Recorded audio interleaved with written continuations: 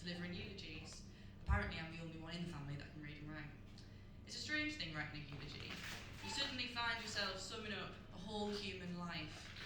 Every laugh, every mistake, every achievement, and you try your best, but it always feels too small. Like trying to catch the ocean in a paper cup.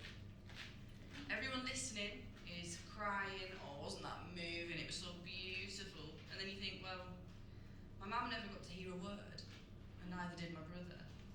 And it made me wonder why we wait, and why we keep it all to ourselves. I don't want to wait anymore. I want to hear my eulogy now, okay? Before someone tells everybody that I did something like Zumba and embarrasses me or something. So here we are, we have a chance to finally silence all of that shame, all of the doubts, all of the little voices, a chance to look myself in the eye and say, Connie, you're all good. Okay, a chance to look myself in the eye and say, Connie, your right boob is just as fantastic as your left boob. Equally buoyant, equally majestic, nobody thinks you're lopsided, nobody thinks you walk leaning to the left like some sexy Pisa. You walk fine, you walk normal, you walk so normal that toddlers put posters of you up in their bedrooms and they whisper, that's how I'll stride into nursery one day. You're an inspiration. Connie, your father respects you deeply, profoundly, so much so that he cannot say it. He cannot say it out loud because if he does, he will cry, and if he cries, someone might see him and mistake him for a homosexual. He's not, he just touched man's arm in 1987. He will never forget it. Connie, nobody remembers that time you said, love you to the bus driver as you hopped off. You were just trying to be polite, you were just trying to say cheers, mate, and instead you offered your whole beating heart to a man that smells like petrol and regret. It's fine, probably loves you too. Connie, you are so brave. You join in when no one else will, like at that football match when you thought a wave had started but the geezer was just taking his jumper off. You still got involved. You give the people everything without them even having to ask. So there it is, my premature eulogy. Honestly, I don't want to wait until I'm dead to hear how brilliant I am. One day, when the coffin lid shuts, people will say, she lived her truth, she loved herself, and fucking hell, she had great tits. Thank you.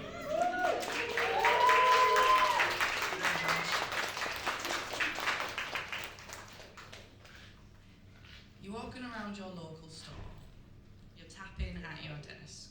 In your head, it is dirtier than a bodybuilder's vest. Sweat. I'm sweating, I'm a mess. There's dripping between my legs. I want to return to my bed, but I don't want to rest. I want your hands on my chest. I want to feel my very best. Oh, release me from my stress. Feed me to the worms. Feed me to the bees. My soul, it births the flowers. And damn, I do smell sweet. Maybe I'm a daffodil. Maybe I'm just daft. Maybe there's more to me than just this scrawny lass, because the life I do supply is electric, like the neurons in my mind.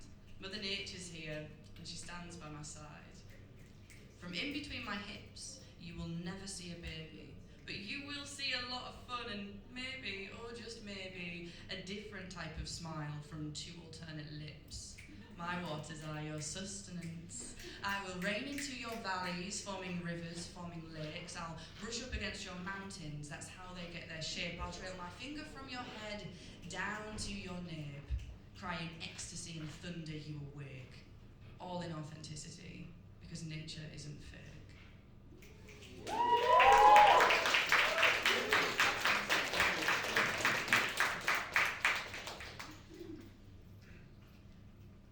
Velvet venom in her grin.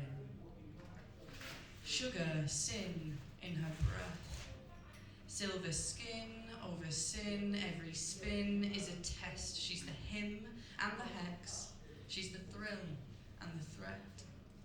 Saltwater Daughter, she's a slaughter. Silk-sipping martyr, the nectar she offers spilt. Every drop is gospel. Every gospel is guilt. She's the frost in the fire and the blood in the milk. She's a blindfolded plot in a cyclone's throat. Every baby that she breathes is a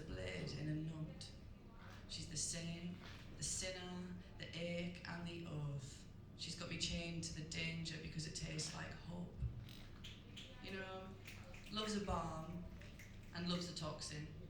Once it heals, next it coffin. Sirens call in the dark of the bay. You reach for the shore, but you bleed on the way. Love's a balm, and love's a toxin. Once it heals, next sip, coffin. Sirens call in the dark of the bay. You reach for the shore, but you bleed on the way. She's a moonlit liar, she's the quiet and the curse. Every line that she laces, there's a wire that burns. She's the tide and the anchor, she's the shrine and the hearse. There's a scarlet scar in the glow. She's a ghost in the glass. Every laugh is a lash, every pass is a pact. She's the map and the maze and the snare and the clasp. I'm aware it's a trap, but I run right back. She's the ship and the wreck. And I'll gamble with my soul, because the high is worth the debt. I drink her storm till the sky turns black. Trade my lungs for the tide just to keep her back. She's the flame and the ash. She's the key and the trap. And I'd rather be lost than to live like that. Love is as much a balm as it is a toxin. She's the rope and the drop, and I'm already locked in.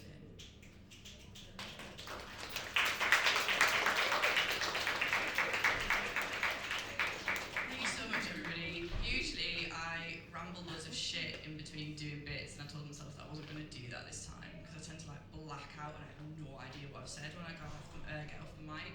So this is going to be the last one. It always goes really fast. Keep it short and sweet. This one is called Divine. Your body before me is divine. I'll worship each edge, each curve, and thank the gods that you're mine. Perhaps it's the way your eyelashes tangle. Tilt your head at a 40-degree angle. It's all too perfect. It's straight from a script. Even now, I'm obsessed with your blush as you listen to